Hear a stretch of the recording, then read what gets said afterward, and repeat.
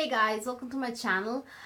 Sephora's in-house brand, which is just called the Sephora Collection, they have three brand new eyeshadow palettes out. These palettes are giant, guys. They are so huge. You have 28 eyeshadows in each palette. This is like a preview of what you get in the palette. Now there are three palettes in total. I picked up two. I do have the review of the Brights Editorial kind of a palette, the colorful one, and out of the two neutral palettes I picked the warm one because I don't relate much to the cold one, the cool neutral. So picked up the warm neutrals, and this retails for $65. Now honestly, Sephora Collection is, I know, is and more of affordable kind of a brand, and you get 28 eyeshadows. I understand that, but still I'm not sure if we are there yet in terms of inflation, charging a palette for $65, even if it's so huge. So this is actually pretty huge and so very heavy. It's not a lightweight palette, it's pretty heavy, guys. And you get 0.04 ounce of product in each pan. If you didn't know, that's actually a very good amount. Max and Urban Decay's full size eyeshadow palette singles, you get 0.05 ounce. That's just, this is 0.04 and that's 0.05. So this is actually pretty good. You get a lot of amount. This is just a plain packaging, just says Sephora Pro, and this is a box that it came in. It has like a gold lining. I think the Brights Editorial has like a blue line, very exact same box, and blue lettering here. Let's get into the swatches because we have a lot of shadows to see, to swatch, and to talk about. It doesn't have like the shade names in here, but it did come with like a plastic layering, which was not attached to the palette. It was just loosely kept on top of the palette, which had the names, but I don't know, it just got lost. I don't think anybody would be able to save something which is like loosely arranged in the palette. I think if they should have just kept it attached. But anyways, this is the palette. It has a lot of bronze tones, cool gold tones. What am I saying? Cool. This is a warm palette. You have gold, you have bronze, and then you have a little bit of bronzy gold, and then you have like one true pop of color, I would say, out of the entire range. This is the only thing that truly pops when you open the palette. It's just truly that's the darkest and more vibrant shade. All the others are more of brown, orangish brown kind of shade. So yeah, let's get into swatches. Now before we get started, you have three kinds of finishes here. You have like mattes, then you have like soft shimmers, like more of satin shades, and then you have metallics. This one is like a foil, like a metallic finish, this shade, and then you have like this flaky shade, which is like not even like pressed pigment. Now the editorial palette that I had reviewed from Sephora Pro palette, they do have like pressed pigment, and then they have a flaky eyeshadow. The flaky eyeshadow is like has larger flakes of pigment in it than a pressed pigment kind of eyeshadow, and that flaky eyeshadow finish is very dry and it doesn't adhere well to the skin. Now there's just one eyeshadow here like that. This is the eyeshadow that I'm talking about, that's a flaky finish. So let me just swatch first and let's just get into it. I would highly recommend for you to watch the other videos so that you get like a good idea, because in that eyeshadow palette you have two flaky shades. So these are like two very pale beige shades which can be used as transition shades for if you have medium to light skin. So this is more of a brown tone to it. As you can see, there's a little bit of hint of brown, and this is like good shade for transition even for my skin tone. So you have then you have another beige brown matte shade, which is these two would make a good transition shade for my skin tone. And you have that popular like mustard yellow. I don't know why they call this vomit, but vomit comes in all colors. So this is like a mustard yellow, if that's a true shade description, and this is very pigmented. Now all of these are pigmented, guys, not just this. All of the shades that I swatched are pigmented. Then you have like a brown shade. I don't know what to describe, guys. This whole palette has so many browns. I'm just going to it's like a caramel brown shade, and then this is more of a dark brown shade. This just is exactly the color of my skin. As you can see, you just don't see anything, it just blends. So I guess this top row is more of a transition shade kind of a row, both for all skin tones, except for these two shades. All of them can be used for transition on my skin tone. They actually, all of them are pigmented, and they just coat the skin and make your eyelids actually look very velvety and beautiful.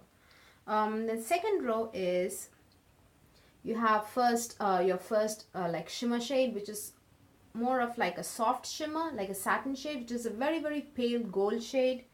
And then you have like a olive toned gold shade. This has like, it's not the straight up yellow or bronze shade, it has like an olive tone to it. That is again like a satin shade, it's not very shimmery. Then you have like an orange shade, which again, these shades, like I said, they just don't pop on my skin because there are so many browns. All of these are brown tone shades. So that is somewhere here. I just swatched it, but you can't see. Let me just swatch it again. You still can't see it. I've swatched it 3 times, but on the skin it's actually pretty pigmented. Then you have again like a gold shade. This is kind of more yellow than this gold that you see. It's more yellow and it's actually pretty pigmented, guys. And you have another olive tone shade. I feel this shade and this shade are so similar, at least to see in the pan. I think in person all these 4 look so similar. Oh, I'm sorry, not 4. There is actually a shade in between, but it's so brown it just blends. So 1 2 3 4, these look so similar on the skin, but let me show it quickly in the pan. This shade, oh wait, no, this shade and this shade, they look so similar in the pan as well. Then you have 2 orange shades. Let's see if you can see it. There's one and then there's another. Do you see how they aren't similar, but they kind of blend away. They just don't stand out on dark skin. So yeah, those are the first 2 rows, top 2 rows. Let's move on to the bottom row. Now here you have like an interesting color. Do you see? I think this is a very interesting color, very unique. This is more like a dirty green color. Definitely has like green to it. But again, I just feel there are rows and rows of transition shades for me. All of these just blend into my skin, that all of them can be used as transition. And how many transition shades do I need? And then we come to the bad finish, the finish that I hate so much. This is that flaky finish, guys. This is extremely dry to the touch, and this flaky finish does not work with fingertips, does not work with a dry brush, does not work with a wet brush. It just actually, if you might argue saying that, you know, it just probably this is a top coat kind of a finish. No, if you just use it as a top coat, I don't feel it enhances the look. I don't think that it like makes your eyelid pop. If you use this, I feel personally it just ruins the look and puts me in a bad mood. So this is not a good finish at all. This flaky finish, I hate it. It's a completely useless shade. I just can't work with it. Maybe if you have a lot of skills, maybe you can make it work, but I just don't know how to work with this shade. And this is the pop of color. You just have truly one pop of color in this entire palette. Now this looks very bright, but this is actually this shade. This is the vibrant yellow that you see. The true pop of color on dark skin, I would say, is just this and this black. This black obviously will pop. And then you have again an orangey shade. Do you see it? Just all these brown tone shades. The entire palette is brown tone.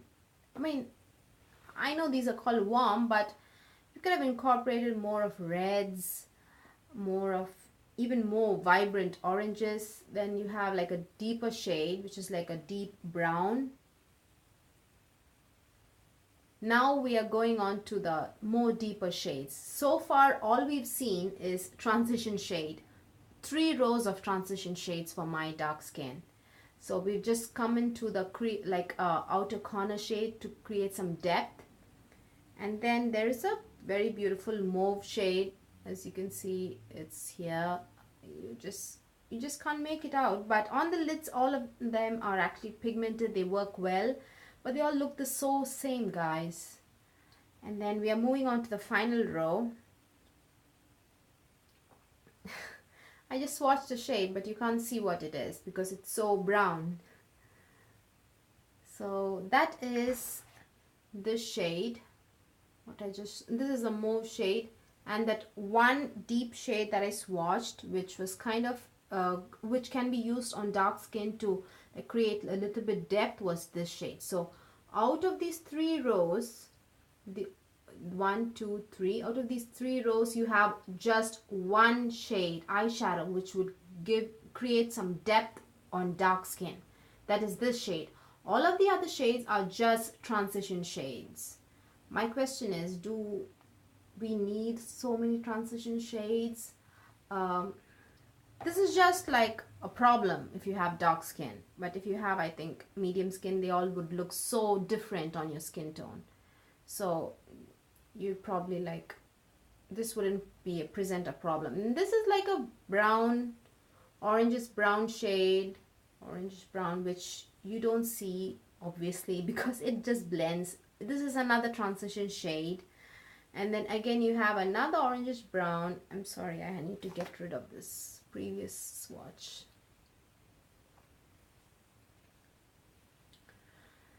Now I don't know where this orangish shade is. Yeah, here it is. Which again you don't see because this is so brown.